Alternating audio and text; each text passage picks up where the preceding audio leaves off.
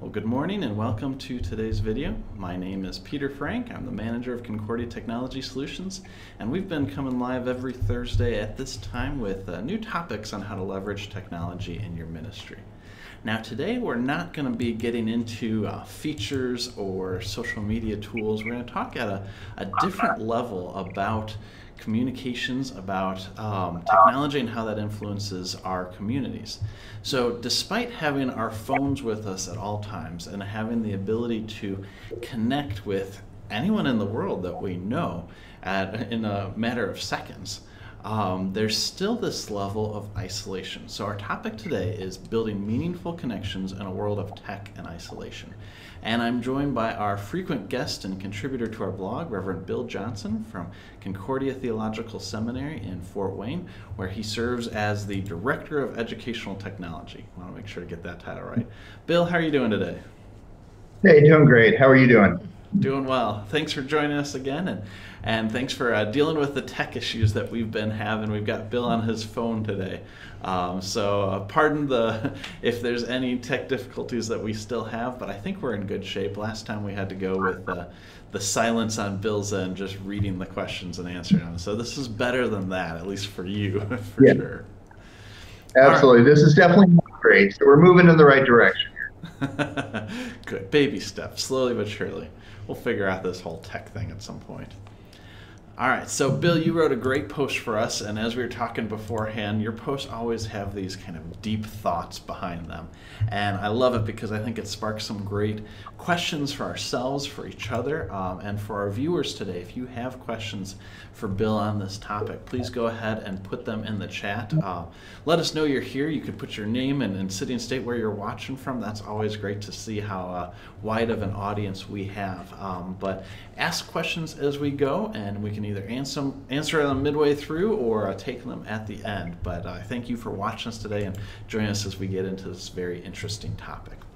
So Bill, in your post, you posed the question, with all this technology designed to connect us, why are we so isolated? So first off, are we isolated? And why is that if we are? What do you think? Well, I think you only have to start to look at some of the studies and some of the research that is being done around social media to see that even though we're more connected in terms of communication, we're not necessarily connected in terms of building significant relationships. And that's a struggle because you would think those two things would go together, but they really don't. And they especially don't in the era of social media. When we're dealing on social media, we're dealing with really broadcast media. I mean, there's the back and forth interaction, and there's some of that, but when you post a Facebook status, typically you're not targeting this message to one specific person or a group of friends. If you do that, then you're messaging, you're texting, or any of that. But you're just kind of broadcasting there. And so what you end up with there is this feeling of connection without any actual depth to the relationship. Probably the example that's most on my mind right now that's comparable is, I'm a huge Nashville Predators fan. They're my hockey team. I'm excited for Game 7 tonight. If you're a Winnipeg fan, I'm really sorry about that. Hopefully we're going to pull it out tonight. But the reality is that even though I'm a fan, even though I've been a fan for 18 years now, the team doesn't know I exist. There is no real relationship here. I'm connected, but there's no relationship. Social media breeds the same sort of thing. You see the broadcasts, you see the status updates, the tweets being pushed out there, but you're not necessarily getting to sit down and really have those conversations that result in a true relationship, that really result in true intimacy.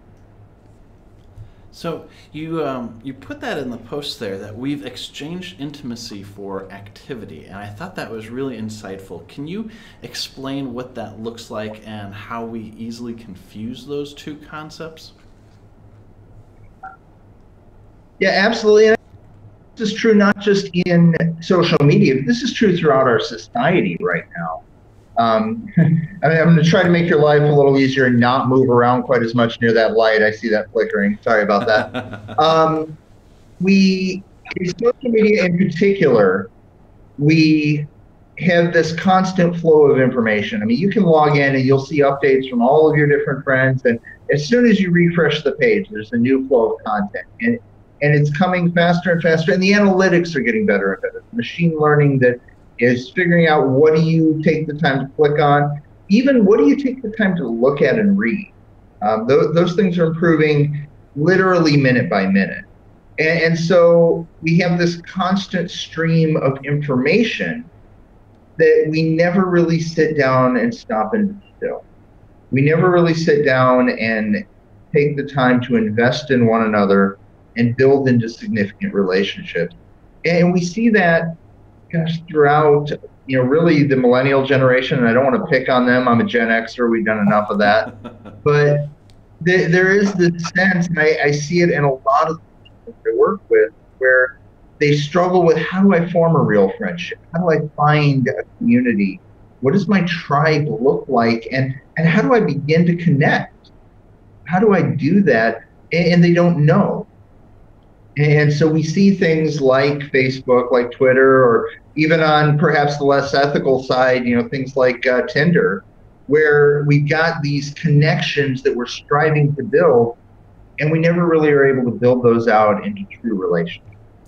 Well, and it's not really just in the world of technology that relationships in this intimacy are suffering. That carries over into the quote-unquote real world as well, doesn't that? Within our communities, within our neighborhoods, even within our homes. You talk about that some in the post. Maybe go into some detail on that. Yeah, absolutely. So often today, parenting is about making it to the next soccer practice or dance recital or whatever. And we've so stocked our kids' lives with all of these things, and they're all good things. But we don't take the time to stop. And we don't take the time to breathe. And we don't take the time to talk. I got to say, some of the best moments, and this is completely anecdotal, just raising my kids, it really have come with my daughter at 2 a.m. when we're just sitting around watching TV or whatever, talking, and the activity's irrelevant. It's about taking the time to build that relationship.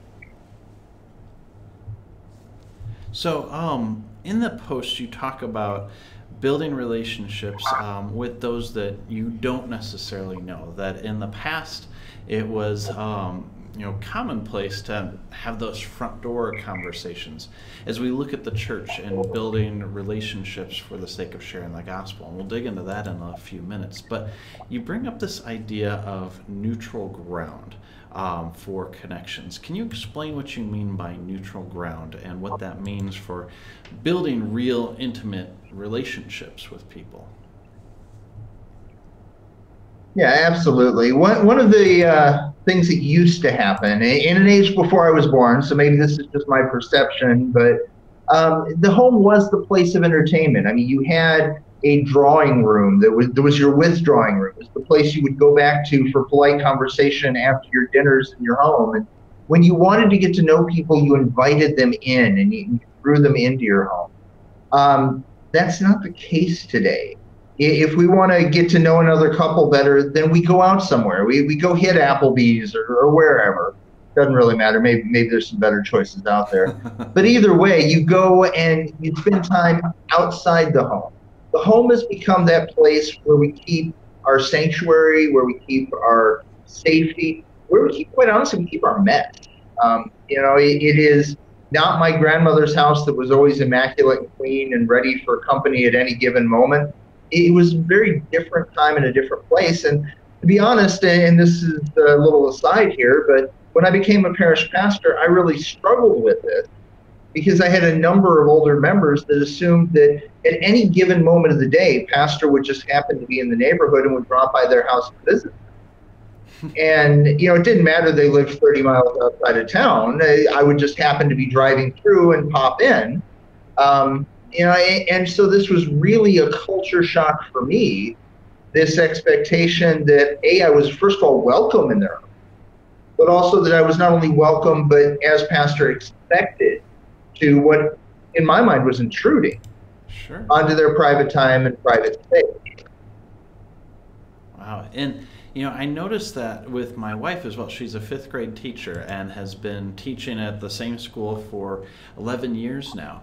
And what used to be during the summer where she'd have home visits has slowly decreased from being at home to having visits with the family at the school, to the point now I don't even know if she has done any home visits, not because it was a lack of effort, but because that's just not the relationship that families and teachers have anymore, that it's more of this open house kind of experience. And I know I'm with you, like, I don't think our house is ever ready for an unexpected visitor, and just because we're living lives there, we're not entertaining anymore. We don't have that that greeting area where, yeah, let's sit down, and we've always got a pot of coffee brewing.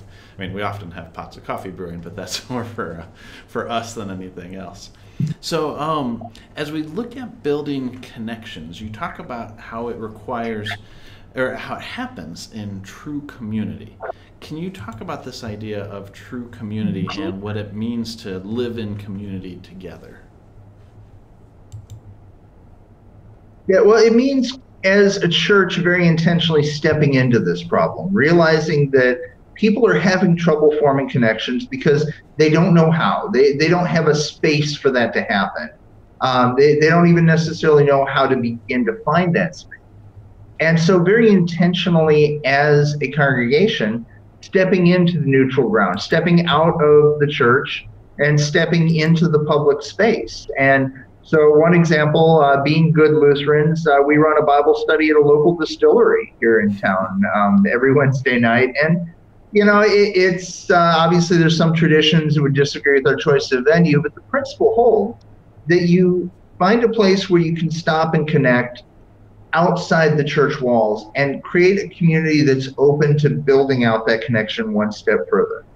It's always that next level of relationship that could be significant and can grow the tribe and expand what we're dealing with. So, you know, that brings to mind what Starbucks used to call, I haven't heard them use that too much, but this idea of third place, where you have home and work and your third place, which they were trying to be, is the coffee shop. And I think, you know, it's kind of that escape of the routine.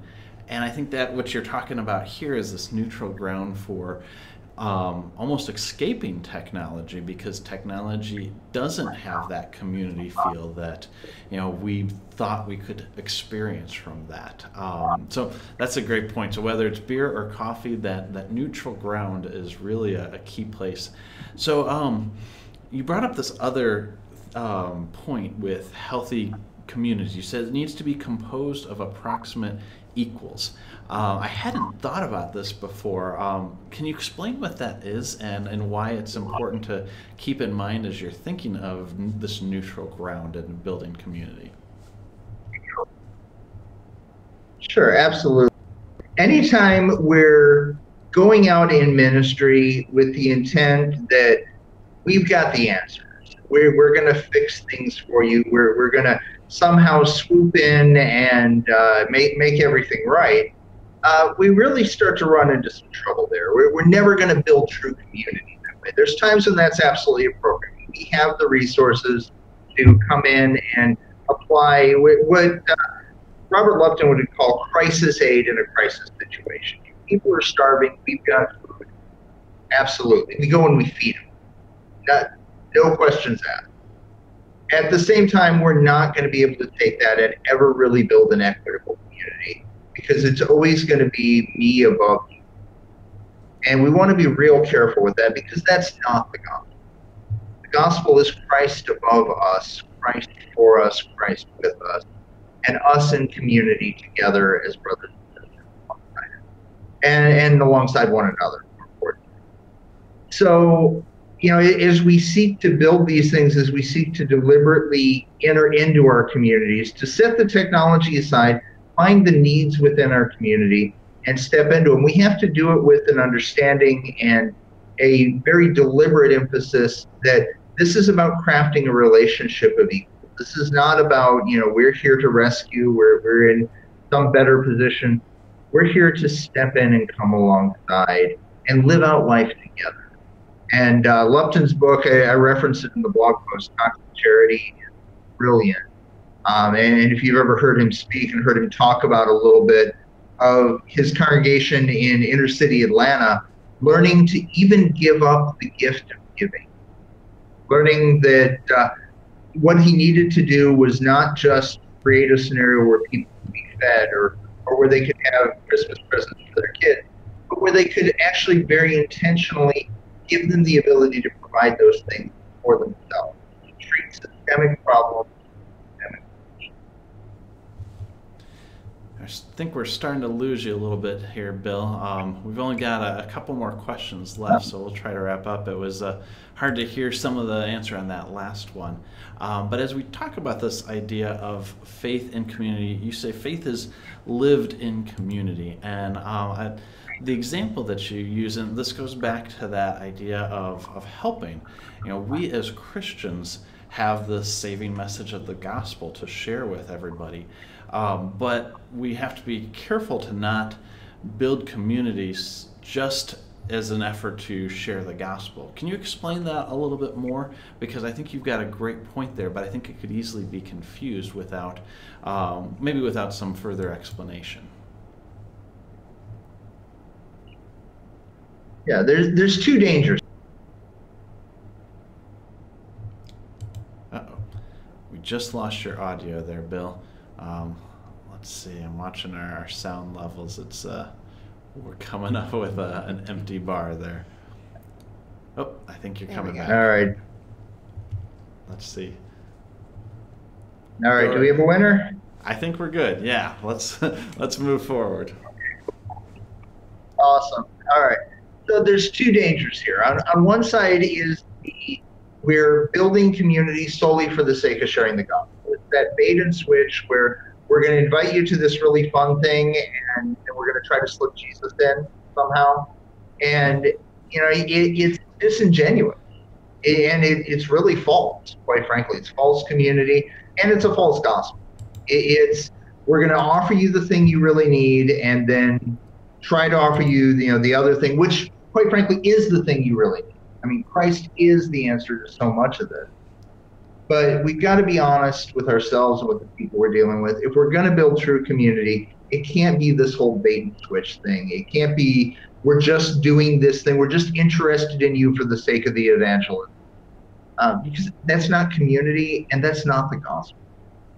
On the other end of that is, I'm going to just have Jesus, and that's all I need. I don't need to live in community. I don't need to be a part of anything bigger. And that goes all the way back to Genesis. It's not good that we're alone.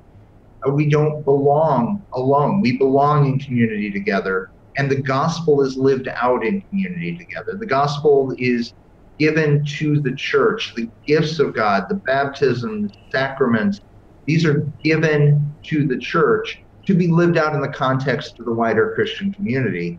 And so we have to be careful that we create community, but we create genuine community, living life out together, living faith out together in community, for lack of a good synonym.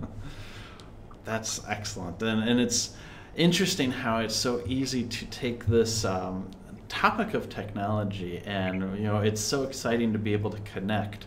But stepping back and looking at it within the context of the gifts that God gives us, and community and real life interactions is a wonderful gift. And so I appreciate you being here to explain that and help keep us aware that it's easy to fall into this trap of technology being community without acknowledging that it's not really that. So Bill, I appreciate you being here. Any closing thoughts on this topic today for our viewers? Oh gosh, I got to say, when I was writing this one, I ended up cutting it a little short because I'm pretty sure there were another 5,000 words there somewhere. But really, it is that balance, like so many things in the Christian life. Technology is not bad. That's not where I'm going.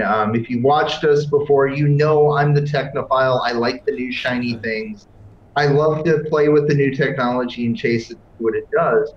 But we can't lose sight of that human element either. And so striking that balance between using technology to supplement our ministry, to make things possible that weren't possible in a prior age, to be able to connect in ways that weren't there before, while at the same time still maintaining real authentic connections, real authentic community, a real authentic faith built out, lived out in the context of the Christian community. That's where we need to be. Fantastic. Well, Bill, thanks again for being here. And to our viewers, thank you for joining us today. And if you're watching the recording after the fact, please feel free to comment as well, and we'll be happy to get back to you. I hope you can tune in next week, same time, Thursday at 11:30 Central Time. We'll be talking about a messaging tool that I was unfamiliar with until it was brought up, called GroupMe. And so I'm excited about that because it's a different angle. It's going back into this more tangible, tactical thing, not quite as deep as what we talked about today, but I think we need to have, again, a balance of both of those here at Concordia Technology Solutions. So please tune in next week as we talk about GroupMe, and thanks again for joining us. Have a great day.